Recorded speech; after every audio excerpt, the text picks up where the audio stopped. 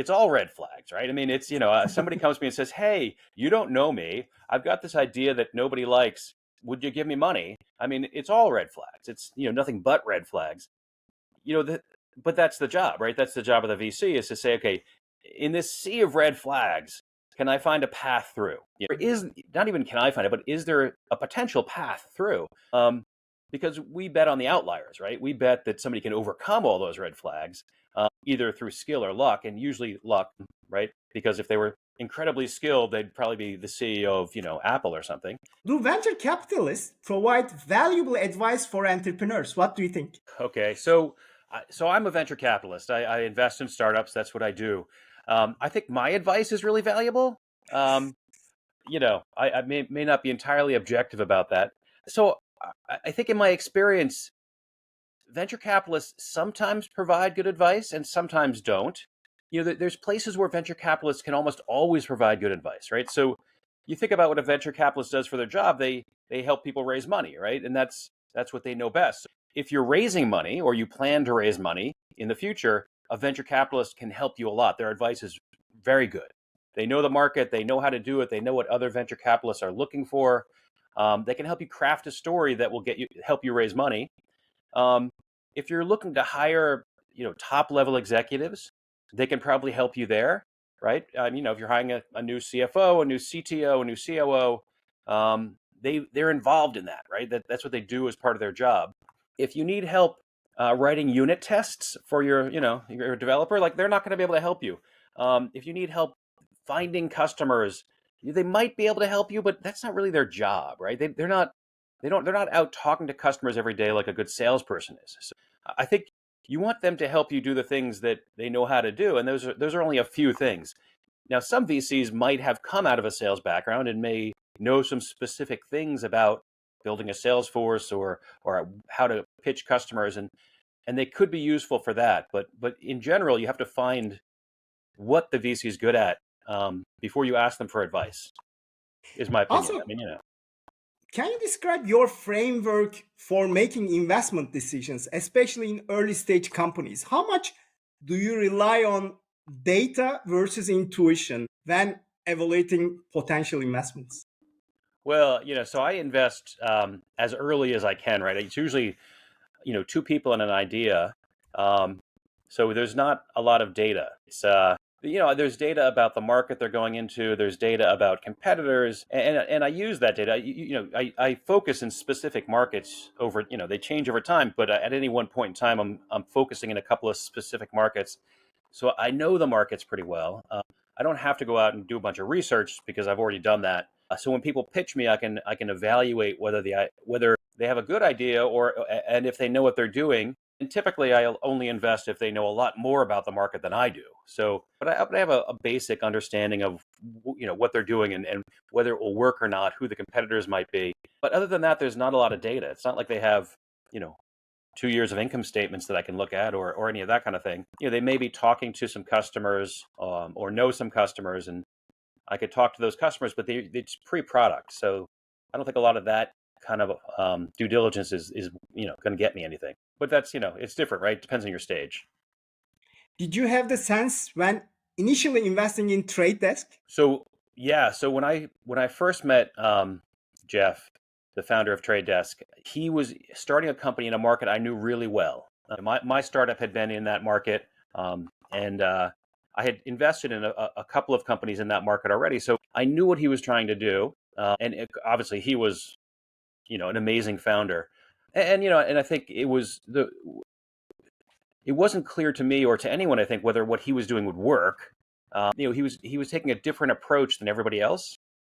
Everybody, and it was a crowded market, right? The ad tech market at the time was crowded, and he was saying, everybody's doing it this way. I'm going to go do it this way.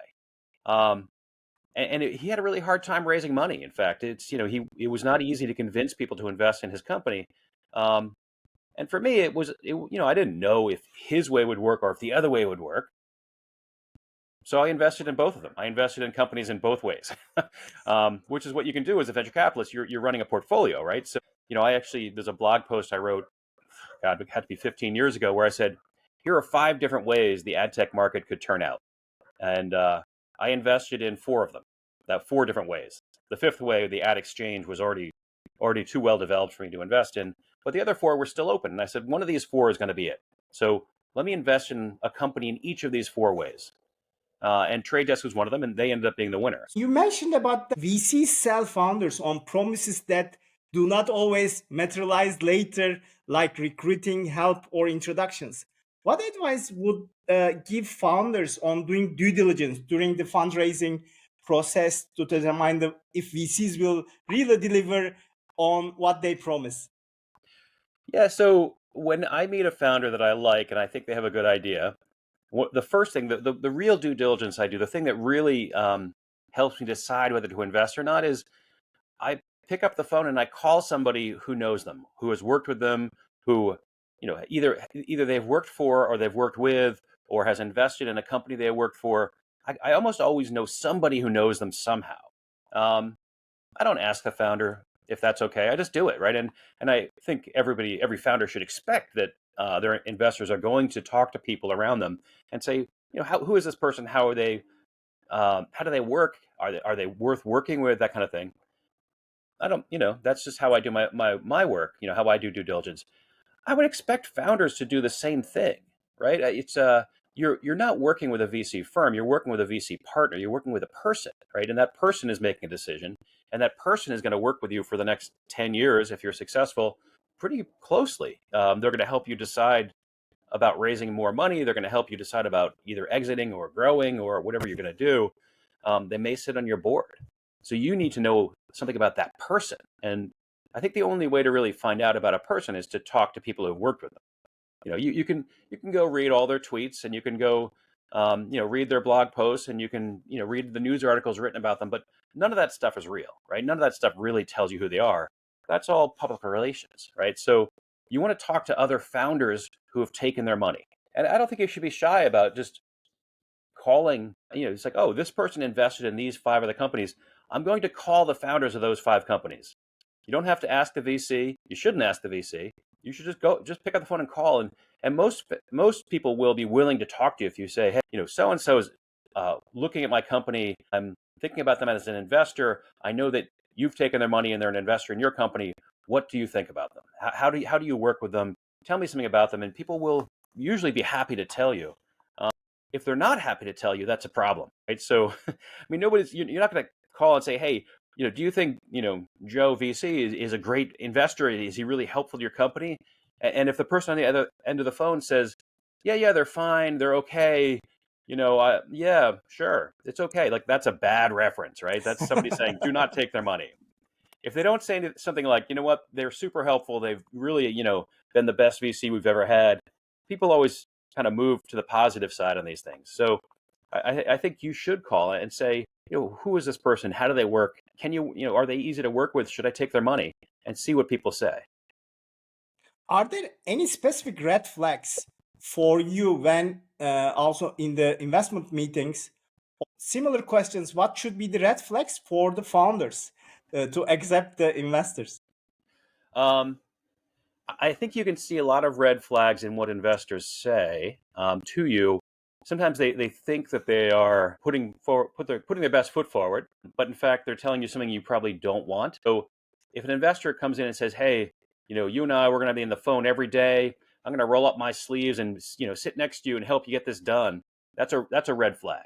This is your company. You have to run it as the entrepreneur. The reason the investor is investing in you is because they want you to run it, right? If they wanted to run a company, they could go start a company and run a company. They're investing in you to run it. So if they're going to be there next to you, helping you run it, you don't want that. That's a bad thing. That's the kind of micromanaging, somebody getting involved who isn't really all in on your idea. You want them to be there to help when you need it, but not to offer help when you don't need it or don't want it. From the founder side, what should be the red flags not to accept the VC money? Oh, sorry, that was the red flag, not to accept VC money. Sorry, I got the question backwards. What are my red flags in not investing? Yeah, that's right. Yeah, no, so okay, let's flip the questions. That was the answer to your current question. Let me answer the previous question. So when I talk to somebody, it's all red flags, right? I mean, it's, somebody comes to me and says, "Hey, you don't know me. I've got this idea that nobody likes. would you give me money? I mean, it's all red flags. It's, nothing but red flags. But that's the job, right? That's the job of the VC, is to say, okay, in this sea of red flags, can I find a path through? Is not even can I find it, but is there a potential path through? Because we bet on the outliers, right? We bet that somebody can overcome all those red flags, either through skill or luck, and usually luck, right? Because if they were incredibly skilled, they'd probably be the CEO of, Apple or something. So, it's kind of a trick question in a way to ask a VC, like, what are your red flags? Now, if you're saying red flags, like, what would absolutely stop me and say I would never invest? It's usually either because the founder has been dishonest with me or untrustworthy in some way. So they've told me something which turned out to just not be true, and they knew it wasn't true. Or they've made me a promise or said they were going to do something and then just not done it. And this often happens when you're putting a deal together and they say, oh yeah, you can, and you'll be able to invest this way. And they come back and be like, nope, that's everybody else is investing the other way. No, if you handle that correctly, you say, look, there's nothing I can do about it. It was pushed on me, whatever. But I want people who are going to do what they say they were going to do. And that's important to me, because later in the relationship, after you've invested, if they do things, I mean, you don't as an investor have control of the company. So if the founders aren't doing what they said they were going to do, you can get screwed, right? So that's one of the big red flags. I think the other red flag is people who aren't ambitious enough. So, people who are like, well, I can build a $30 million revenue company and then we'll sell it. It's like, well, that's not going to work for me, right? And a lot of founders think that's a great outcome, and it is a great outcome if you haven't taken venture money, right? You build a $30 million revenue company. I mean, that's a big company to have built, but if you've taken venture money, that's not ambitious enough. And I think if you want to find the people who are ambitious, and I often ask them, what do you want this company to look like in 5 years? And the correct answer is something like, I want it to be 100 million in revenue and growing, 50% a year. I'm going to take it public in 7, 8 years. We're going to be the biggest company in the world. No, it's not that I believe that, right? I mean, it may be. I mean, well, it's happened, right? It happened with Trade Desk. I mean, if he had told me that, I would have been like, okay, sure. But it's the ambition that you want. You want people to take an idea and make it a bigger idea. And if they can't do that, then maybe venture capital is not the right way for them to go. There's plenty of other ways to start a company and raise money. You mentioned about the outliers. The power law states the small number of investments tend to drive the bulk of the returns in the VC portfolio. Has that held true for you in your earlier portfolios? Absolutely. So I'm intellectually interested in power laws. And so I go back and I say, all right, well, what do my investments look like? And, I think both, they do end up being on a power law curve. And also it's somewhat predictive. So, if you say like, well, they're going to end up on a power law, and where are they now? You can kind of say like, all right, what's going to happen here? And so it is definitely helped me in that way. I mean, you can't say like, it's predictive to a point, right? If it was really predictive, you'd say, well, I'm going to invest only in the companies that are at the top end of the power law and not the others, right? And you can't know which is which, right? But that line of thought where you say, well, I know they're going to end up with a few being outstanding and a bunch really kind of not working at all, but I don't know which ones. It actually helps you think about what you should invest in, right? Because if you say like, well, you know what, I'm going to invest in this great company, and then I'm also going to invest in this kind of like less than great company, like a company that's not quite as good. If you can say that, then you shouldn't invest in the second company, because you don't know which one's going to succeed, but you can't pick companies that are that don't have the possibility of being the outlier, right? I mean, it's just, if you could, then you would only pick the outliers and you wouldn't have a power law, right? So the idea that things turn out to be a power law no matter what you do means that you should only pick the outstanding companies, the companies that have the opportunity to be outliers. And everything else you just shouldn't pick. You shouldn't invest in. And that's just, I think, right? I mean, does that make sense? It's kind of a backwards way of thinking. How do you understand that this is an outlier startup? It's a very difficult question. For example, do you believe on consensus in investment committees? How do you make your decisions? What is your framework? So for me, well, the specific question, how do you know if it's an outlier, right? I mean, you can't know it's going to be an outlier, but what you have to be open to is the possibility of it being an outlier. Like, is there a way for this to be $1 billion company? Like, is there a scenario in which this company is $1 billion company? And And when you start thinking about it, it's kind of surprising how many companies can't be. Mm. So, I had a company come to me and said, look, we're using artificial intelligence to predict the stock market.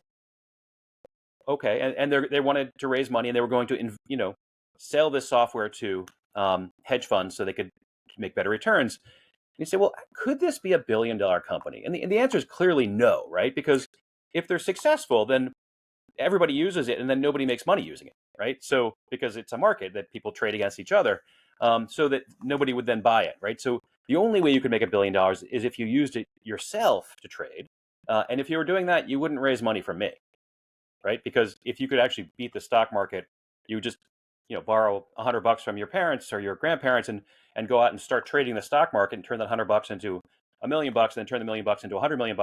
Why would you need my money, right?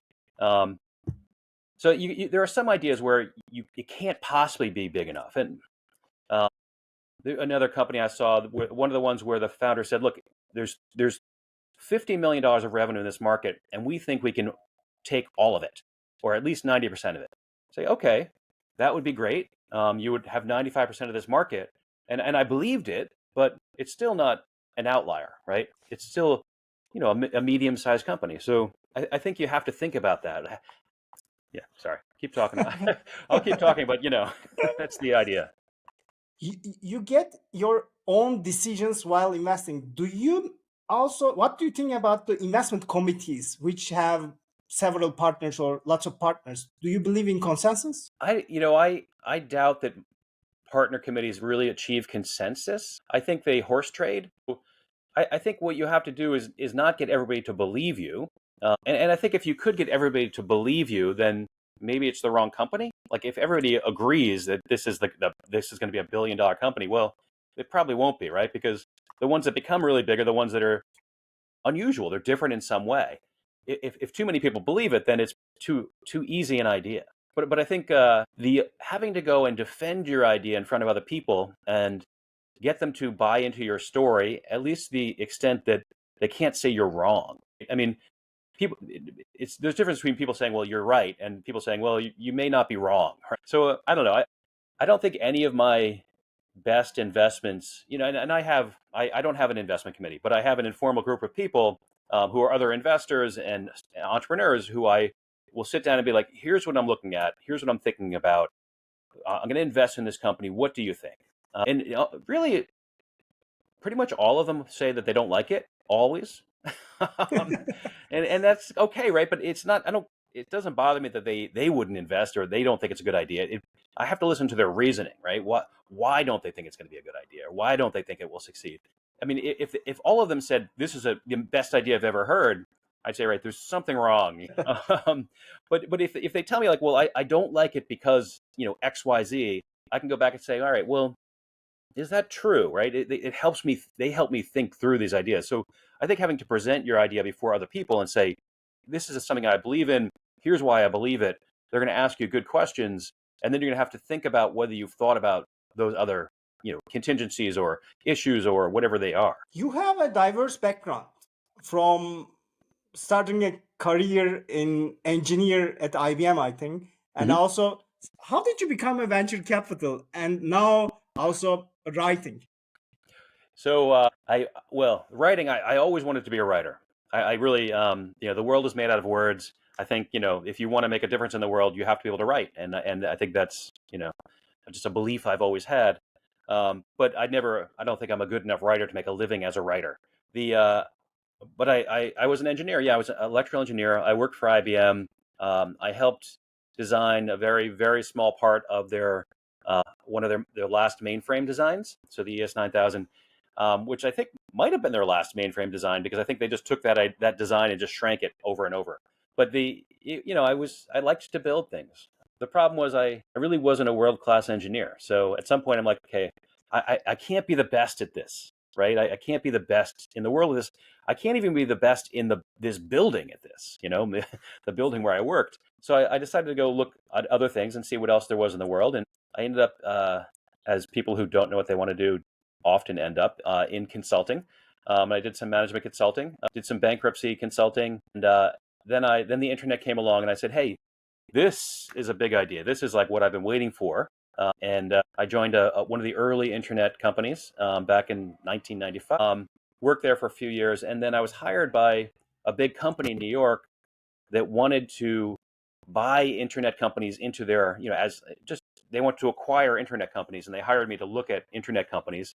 Um, and within 2 months, we realized that you couldn't back then buy a good internet company because nobody would sell it to you. Only the people who had bad internet companies would sell them to you in the 90s. Um, but you could invest in them. So we started investing, and I ended up in venture capital completely by accident. So we invested in a bunch of companies and went well. I left later to start my own company. And then when I left that company, I decided to start investing again. And that's what I've been doing since, is investing. I mean, the writing is, I like the writing, but it's a sideline. It doesn't really pay the bills. In your book, Founder and versus Investors, you provide the insider perspective on the venture capital industry. How has the feedback from the founders and also fellow investors after the book came? Everybody likes the book. Everybody likes the book, except half the people like my half of the book, and half the people like Liz's half of the book. And the people who like my half of the book hate Liz's half, and the people who like Liz's half hate my half. So it did exactly what we intended it would do. The idea behind the book was almost every other book that is co-written, there's a single point of view. So people cooperate in coming up with a point of view and putting it on paper. Liz and I have very different points of view. So we decided that instead of having a single point of view, we would have two different points of view, our own points of view, and I would write a part, and then she would respond to it, and then I would respond to her response, and we would go back and forth. And the idea wasn't to compromise, because we didn't really believe, the books where there's a compromise in venture capital, where they say, like, here's the best thing for both sides to do. That's not very useful, because that's not usually what happens, or it's not always what happens. Sometimes it happens, right? Like everybody's happy, and I certainly have had people say, I'm an entrepreneur and I've never had any of these problems with my investors. And I say, well, how long have you been an entrepreneur? And they'll be like, well, a year. I'm like, okay, call me back in 10 years. I think everybody has problems, in the relationship, because you're at odds. You have different goals for what you're doing. Like, the venture capitalist is trying to make money. I mean, that's their job, right? They're managing people's money, and the people whose money they're managing are saying, get me the best returns. And that's not their only goal, right? But it is one of their goals. And then the entrepreneurs aren't necessarily in it to make money, right? I mean, there's easier ways to make money. You could just go, work at a hedge fund or work in real estate fund, or there's easier ways to make money than starting a company. They're in it to build something, right? And probably to build something lasting that means something to them. So you start with these kind of different goals. Of course, there's going to be conflict. So we wanted to bring the conflict front and center and say, like, here's what I think as an investor, and both of us are a bit playing a role in the book, right? Where whenever she said something like, well, investors aren't that bad, I would say, you got to take that out. Whenever I was like, well, entrepreneurs are sometimes right, she said, she can't say that. So there is, we did try to kind of play the roles that we were inhabiting in that book, but it is definitely an unusual book. I know of no other book where people have written back and forth like that, except for like books of letters, like literary letters. And I think it worked out okay. It's I like it. People seem to like it. But it's definitely an unusual book. One of the premises of the book is also founders and investors have fundamentally different incentives that you mentioned right now, Mm-hmm. and the goals when it comes to startups especially. And what are the common misunderstandings that arise from these different incentives? Especially the VCs have probably they have similar incentives when investing, but in a 10 years period, I think all incentives and motivation is completely different from the VC side and the entrepreneur side. What are the misunderstandings? Yeah. So again, I don't think that VCs only care about money, right? I mean, VCs also, any who's good at VC could have gotten a job at a hedge fund or a private equity fund or something that has a better expected return, at least, so, or if they were really good at operations, they could have become an entrepreneur themselves, which probably, I don't know if it has a better expected return, but certainly has more variance. But, the idea that VC's job is to maximize returns, right? That's like how they are rated in a way, right, by their investors. I think it leads to things like some entrepreneurs will, after a couple of years, will say, I think we're doing well enough. let's sell the company. We'll all make some money, and then we can go off and do our thing. Uh, Investors will say, no, like, we don't want you to sell the company. Why do you want to sell the company? Like, are you not the person to run this company anymore? We think this company could be a really big company if you kept going for another 6 years. So even to the point where they could say, well, we think there's a chance that it could be a much bigger company, and then there's a chance it will go bankrupt, right? And for an investor, from a venture capitalist, the chance of, maybe, let's say it's 50-50, it goes bankrupt versus is worth 10 times more. Well, obviously they're going to go for the 50% chance of being worth 10 times more, right? It's not the same if you're the founder, right? Because that 50-50 chance means there's a 50-50 chance that you're out of a job and have no money, right? Whereas if you sold the company now, you might walk away with $10 million, say, right? And $10 million is a lot of money for a person, right? So if you're the founder, you're like, I could walk away with $10 million today, or a 50-50 chance of having $100 million in 7 years. It's not, that kind of risk is not linear, right? Like, there's a certain amount of money you really want to have to be comfortable, and then the rest is sort of gravy. Whereas to an investor, it's not the same, right? So that's a place where you often see founders saying, look, I'm ready to be done here. I'm ready to cash out and make some money, and the investor saying no, right? And in my limited portfolio, I've seen that twice, where founders have said, hey, we could sell this company for $30 million or $50 million, and you'll all make your money, and even make 2 or 3 times your money, and I'll walk away with $10 million, and we'll all be happy. And the investors have said, that's not our goal, and you're fired, right? Because they're like, you clearly don't believe in this company anymore. We need somebody else to run it. So this is one of those things we have to be careful. It's not all the investors, but whoever's on the board of directors could say, let's bring in somebody who really wants to build this company to be a much, much bigger company. So there's that kind of thing, right? Like, questions about growth, questions about raising more money. The founder might say, hey, if we could grow more slowly and not have to raise more money. And the investors will say, well, we think you should raise more money and grow much more quickly. And by the way, we're willing to give you that money and take part of your company. And there's that trade-off as well that often happens. So there's a bunch of different things that where the different goals start to clash, and the founders and the investors have really different viewpoints on what should happen. Do you get board seats? Do I? Yes. Sometimes. I'm a small investor. I invest really early. Often if I'm the first investor, will be the only board member, along with the founder, right? Or it'll be the 2 co-founders and me on the board for the first year. And I guess I've sat on 15 to 20 boards. And usually what happens is I will do that for a couple of years. When they raise the Series A, I'll usually leave because, unless they really want me to stay for some reason, to be the independent. But I feel like at that point, they're in probably better hands than mine, when they have other investors on the board, and I can go help somebody who's earlier along. What constitutes the effective startup board composition in early stage and scale up?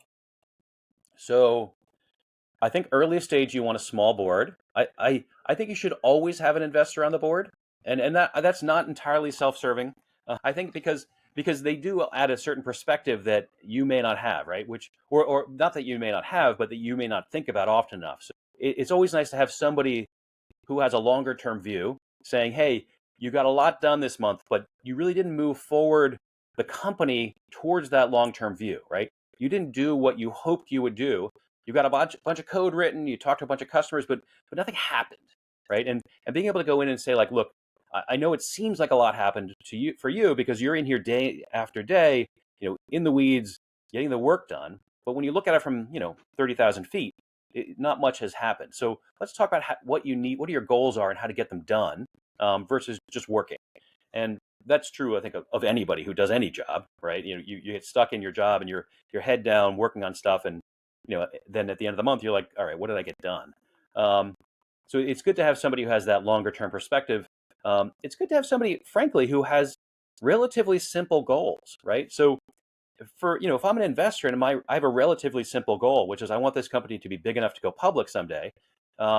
It really boils down a lot of the thinking it makes the thinking a lot sharper, like, is what you're doing progressing this company towards going public in 7 years, versus the kind of like when you're managing a company, you've got 1,000 issues happening at the same time. It's sometimes hard to figure out how to prioritize them. So it's nice to have that outside person, and I feel like that's what I do as a board member is like, tell me what you've been doing. Let's talk about it. Let me refocus you on the big picture. And I think founders appreciate that because they're buried in detail, especially in the early days.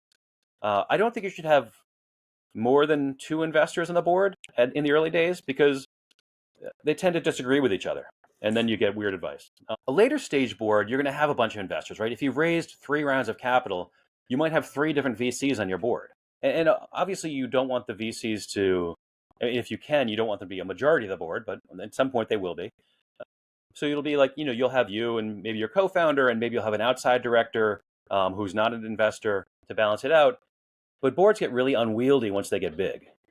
If you have a board of more than 5 people, there's going to be people who are grandstanding, people who are disagreeing, people who want to micromanage. It becomes difficult to manage. And, so I think keeping a smaller board is better. I think it's more useful. I think you'll have fewer surprises, less fighting, that kind of thing. So that's I How, think, definitely different early stage, late stage. how does a good template of a board meeting agenda runs? So I think I have pretty strong feelings about this. I've been on boards now for, I don't even want to say how long, 25 years. And I've also, my first venture capital job, I was working for a big company. I reported to the CEO and CFO of that, giant company. They were a public company. They had a board. So I got to see the blow by blow of how they organize for board meetings, and also get the afterwards when they were talking about it, I got to hear that.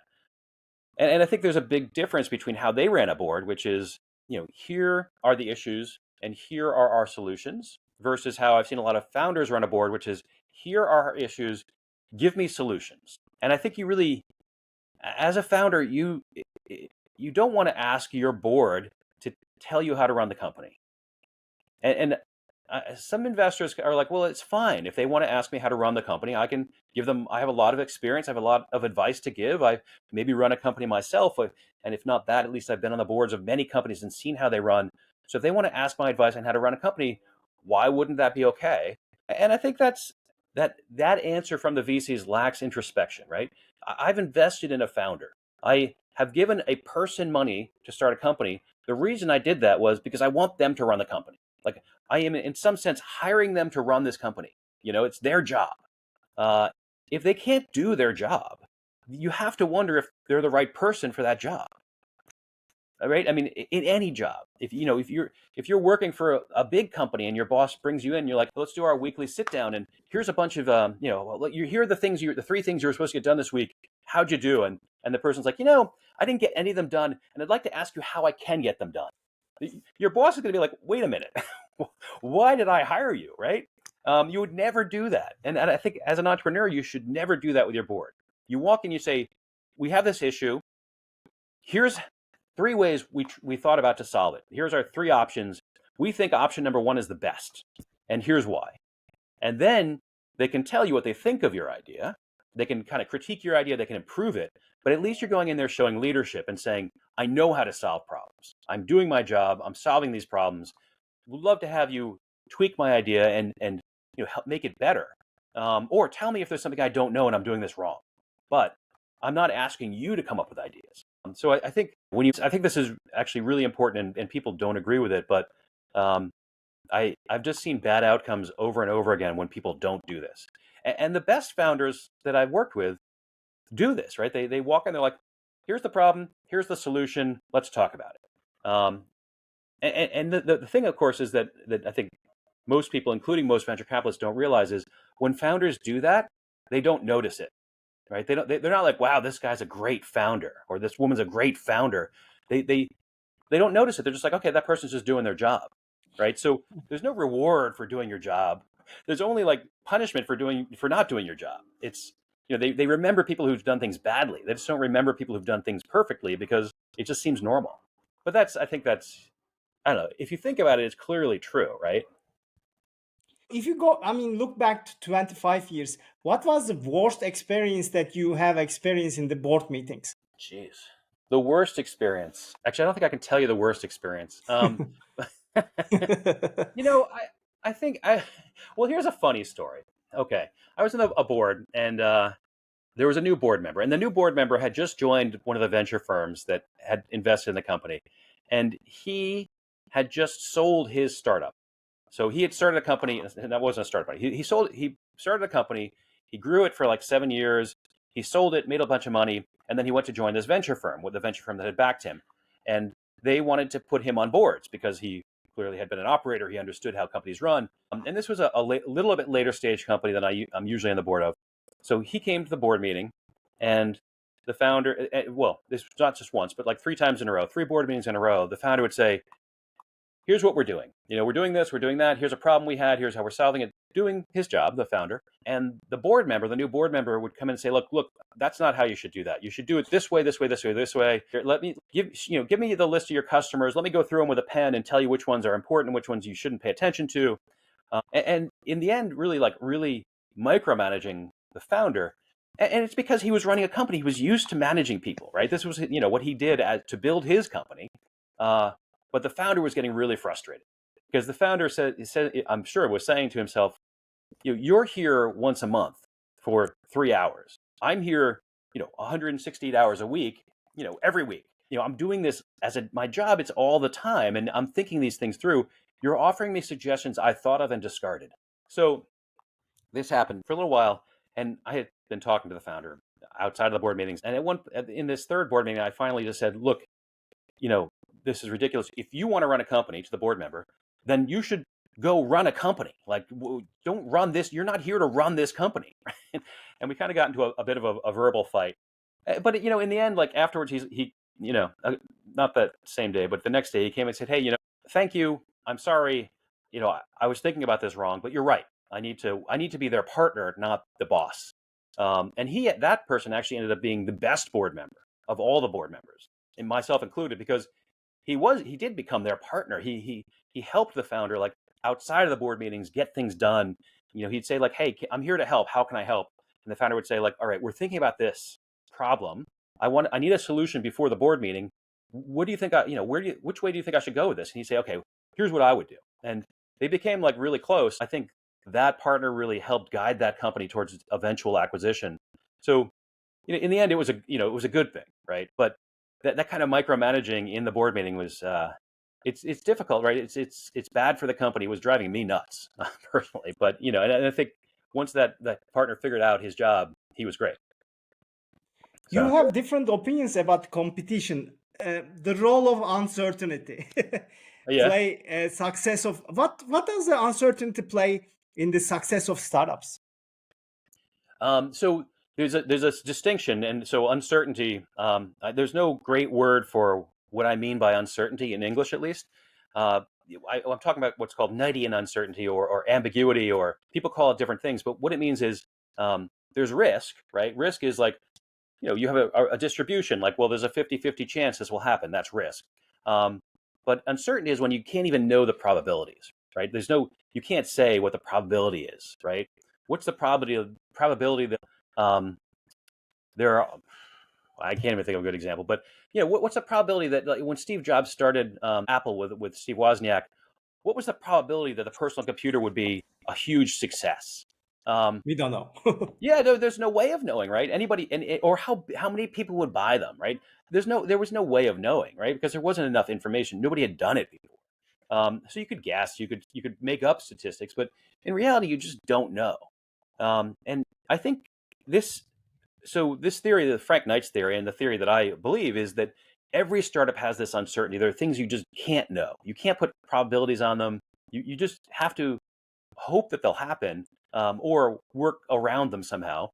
But and the reason that every startup has these is, if you don't have them, then big companies will say, well, this seems like a good market, because people believe that big companies won't take risks, but that's clearly not true, right? I mean, insurance companies exist to take risks, right? So if you're doing something risky, big companies will be like, okay, well, there's a 20% chance this will succeed, but is it worth it, right? Will we make enough money in those 20% of times that, it's worth investing in? And also, instead of doing one of them, we'll do 10 of them. So even though there's a 20% chance that any single one will succeed, if we do 10 of them, then you have a pretty good chance that 2 of them will succeed, right? So we'll end up making money. We won't have this kind of variability of earnings. They can work around risk, right? But they can't work around uncertainty. And so if a company doesn't know what will happen, they'll often just avoid the project entirely. So there was a company that I had met. I had met the founder, really loved the company. They were too late stage for me. They had already raised their seed. They were at their Series A, but I loved them, so I introduced them to a bunch of people who could invest in their Series A. And one of them was a corporate investor. And the corporation that he worked for would end up competing with this company if it succeeded. So I said to him, they invested, and after they invested, I asked the person, I said, why didn't you just start this internally? Because you invested $2 million, you could have started it internally for half that, because you already have all this infrastructure. And he said, well, I would not be able to convince my boss that we should start this because we have no idea if it's going to work or not. Whereas investing some money is different. I said, well, but you never really know if anything's going to work. He's like, well, that's not true, right? I mean, if I walk into my boss's office and I say, like, here's an idea, he's going to say, well, all right, how big is this company going to be in 5 years? How big is this idea going to be? How much revenue will it have? Well, what does the income statement look like for the next 5 years? And if I say, I don't know, then he's going to say, great, come back when you do, which could be 3 years later. So if you had walked in, well, this is at IBM, right? When Steve Jobs started Apple, IBM was a huge company in America. I think it was one of the top 5 biggest companies in America, probably in the world. They built computers, and they'd been building computers for decades. Why didn't they build personal computers when in the 1970s? And the answer was, well, they had no idea if there was a market or not, right? So they had to wait until everybody else proved there was a market. So when IBM entered in 1981, there was clearly a market for personal computers, right? Millions of people had bought them. Apple had already gone public. They had $100 million in revenue and gone public. And IBM said, okay, there's no more uncertainty here. There's still risk, but we know there's a market. And so then they entered, and they drove everybody else out of business except for Apple, because there were dozens of personal computer companies before IBM entered. But Apple managed to survive because they had gone public and raised enough money that they had a base that they could survive the onslaught. So they used this uncertainty, right? As a startup, they used the uncertainty as a moat to keep everybody else out of the business. Nobody wanted to enter the business because it was uncertain, at least the big players. So they could survive until the market was proved, at which point they had a product and enough of a base that they had a different moat, right, than this uncertainty. Yeah, no, I think that if you don't have uncertainty when you start, if there isn't something you don't know, then you're probably not going to be able to build the company. So, a great example I love is remember the Pebble watch? Do you remember the Pebble watch? Yes, sure. Yeah, right. So they raised money on Kickstarter. They were the most successful Kickstarter to date. They had the watch out. People love the Pebble watch. I mean, mostly it didn't connect to your phone that great, but it was a great product. And Apple came along like 2 years later and said, hey, this is a great product. We should build that product. And they just basically built a product that was functionally very similar to the Pebble watch. And they put it out, and Pebble went out of business, right? I mean, they disappeared. Pebble didn't have a long enough period of uncertainty for them to compete with Apple, right? Because they had to, in the end, compete directly with Apple. So, this is my theory, and this is when I look at companies. If there's not enough uncertainty, or if there isn't uncertainty about something really basic, something really central, then I have to say, well, how are you going to survive everybody else coming in and saying, well, this is an obvious market. We're going to enter this market and compete with you, and we have a $1 billion company to compete with you with, right? I think this can be a variable of outlier startup. If there's an uncertain market, so it's a huge opportunity, and startups may be the first in that market because there's no competition at all. So if the startups have the iteration, trial and error, and making this market happen and keep the pioneer, Pebble couldn't make it, but if they be the Apple of that market, that will be an outlier startup as well. It would have been. I think, yeah, no, I totally agree. And I think if Pebble had another couple of years, they could have built some way of keeping Apple out of the market. I mean, it was a difficult battle in the first place because Apple had the connection to the phone. I mean, they had some structural advantages, but I think Pebble just didn't have enough time having the market, having no big competitors to build up some other way of keeping people out of the market, right? Either a brand or probably not economies of scale, but maybe economies of scope, right? Something, a network effect, something that would have given them a way of keeping others out of the market. But yeah, no, I think I generally regarding competition, which I think is where you started. I mean, I agree with like Michael Porter, right? Like you should avoid competition, right? Everybody is like, well, it's competition. That's the free market. Like competition is great. It's like, no, competition is bad, right? It's which are you more likely to win? Are you more likely to win like the Boston Marathon, right? With the biggest race in the world, or a 5K in Oklahoma, right? It's well, there's just fewer competitors there, right? Like you're not competing with as many people. You're more likely to win. Now, if what you really want to do, if what you're hoping to do with your startup is just compete like heck because you love to compete, well, okay, go. Why don't you could start a personal computer company and compete with Apple, right? But if what you want to do is win, then you should find a place where there's less competition. So I think this is the idea, right? Like if you to have less competition, you have to be able to exclude people from entering your market somehow. This is just what the idea behind a sustainable competitive advantage or a moat, right? Is you're excluding people from entering your market, and then you have less competition. But if you're going to do something where you can't exclude people, well, you're going to have a lot of competition, and it just makes it much less likely you'll succeed. You may be the outlier where you are the best freaking operator and that nobody knew about, and here you are, and you're running a much better company than everybody else, including the people who run the biggest companies in the world. Um, but that's unlikely. It's unlikely, right? And that's the kind of risk that I'm not going to take as an investor. Is say, well, you know what I'm betting on? I'm betting on the fact that you are a better CEO than Tim Cook. Like that's not the bet I'm going to take.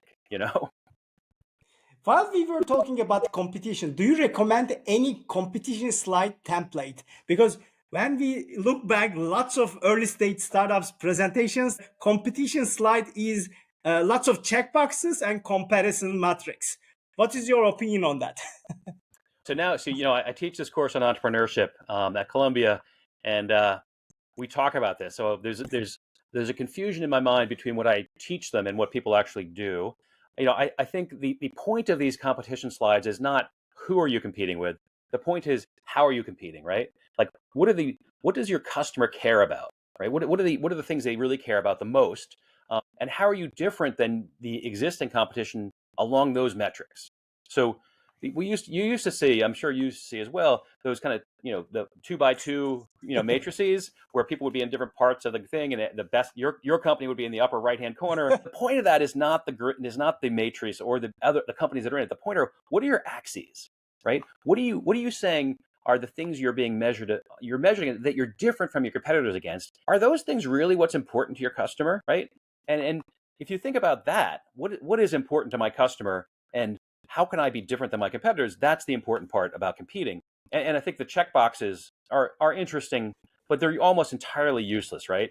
Because I've never seen one of those where it wasn't like, well, here's 12 different things that product features, and almost all the boxes are checked by everybody except you have like one checkbox that's different.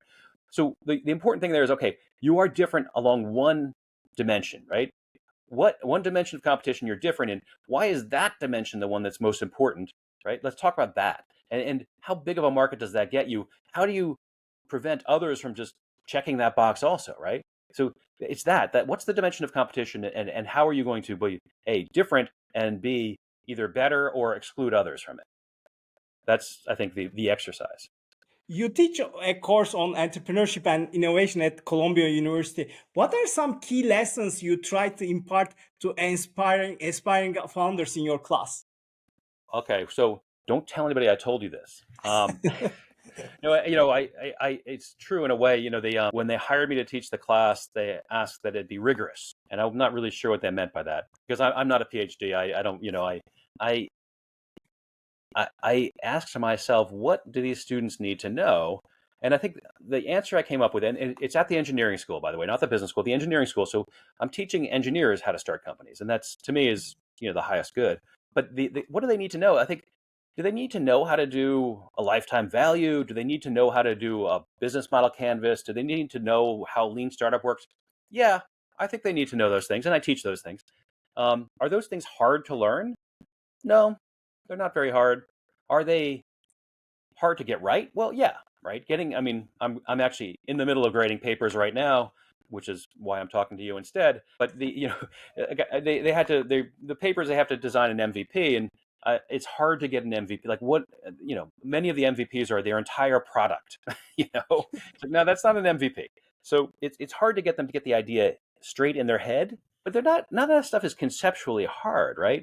I think the hard part, especially for engineers, is knowing that this is an option for you, right? That you can be an entrepreneur, right? You can be an entrepreneur. And I was an engineer, and I by the way, I was an engineer.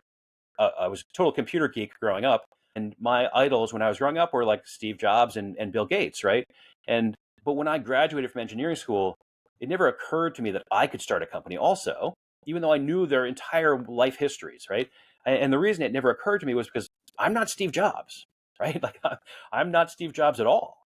And I say, well, okay, you have these heroic people can start companies. So you know what? And then as I worked for a while, I realized that that wasn't true. That nobody is Steve Jobs, including Steve Jobs, and that people who start companies are just regular people who have good ideas and are willing to work hard. So this is what I wanted to teach them. Like, anybody can start a company. Anybody who wants to start a company can start a company and potentially be successful. That's lesson one. Lesson two is failure is not failure, right? In the startup world. So a lot of these people, they got into Columbia by being perfect their entire life, right? Up to date. They went through 20 years of being perfect. They got into Columbia. Um, and they're afraid of not being perfect, right? Because being perfect for 20 years, like I wasn't, I don't know many people who were, but being perfect for 20 years becomes a habit of being perfect. And so they're like, well, how can I continue to be perfect? And it's certainly not by starting a startup, right? Because there's an excellent chance you're just going to fail. So I have to convince them that even if you start a company and it doesn't work, that's not failure in your life, right? I started a company and it didn't work. And then I went on to invest and I'm successful. I think, there's that, like it's different when you're doing a startup that people don't think of like, well, your company didn't work as being like, well, we should never speak to them again. They should never hold a job. Maybe they should be out, sweeping streets or whatever. So that's lesson two. Was there a lesson three? There is a lesson three. Lesson three, and this is especially true for engineers, you're not going to know the answers, right? There's no answer. It's you have some goals, but your goals will change, and you have to kind of embrace that there is this uncertainty to start, and then even as you go forward, what you're trying to do should change depending on what you find out about the world around you, about your customers, about the market, about your competitors, and this is hard for engineers, right? Because for an engineer, like when I was an engineer, I would get a problem set as homework, and the problem set would have a question. Some of the questions were quite hard, but they all had answers, and they all had correct answers. And when you got the correct answer, you pretty much knew that you were correct, right? So, if an engineer is designing a bridge, they're saying like, well, I'm a civil engineer, I'm designing a bridge. This is the bridge I designed. It works, and it is the best bridge for this site, right? They can know these things because it's a finite universe of solutions, and there are things which are considered like the best possible solution. It's not true in startups, right? Like there's not a finite set of solutions. There isn't a best solution. You won't even know if you're succeeding once you've succeeded, right? You could go public and be like, I wonder if this company's working. It's an entirely different way of thinking about it, but it's so getting engineers to kind of let go of this certainty and say like, what's uncertain about this? What might go wrong? How should I adjust the company 2 years in if things don't work out the way I thought they would? You know, that I think is the third thing that I try to teach them. And I do, obviously I teach all the other stuff like here's how you do an MVP, here's how you do a lifetime value, blah blah blah. But again, none of that's rocket science. Thank you so much for joining me today, Jerry. It was incredibly enlightening to hear your thoughts of embracing uncertainty, dynamic between founders and investors, how you shaped the next generation entrepreneurs in the Columbia University, by the way. And are there any next books coming? I'm still recovering from the last book. Yeah, no, I think there'll be more, but they will. I don't think they'll be different than the one we just wrote. But I'll let you know when the next one is close to being released. Thanks for having me on. I appreciate having the chance to talk to you. Thank you very much, Jerry.